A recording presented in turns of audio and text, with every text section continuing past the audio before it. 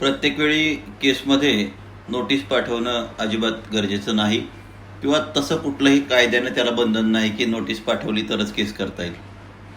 वास्तविक पाहता अनेक वेळा ती पती किंवा पत्नी शांत बसलेली असतात आणि त्यावेळेस आपण नोटीस पाठवतो.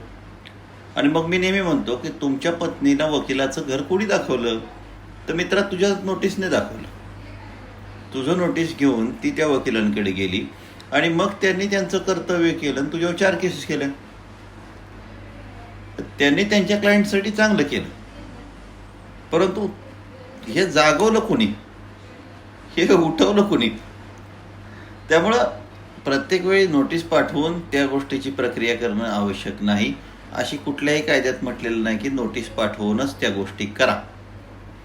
तुम्हाला अनेक मार्ग आहेत त्याबद्दल विचारणा करण्याचे, अनेक मार्ग आहेत त्याबद्दल कारवाई करण्याचे. त्यामुळे नोटीस पाठवून कारवाई करणं हे चुकीचं झालेलं आहे.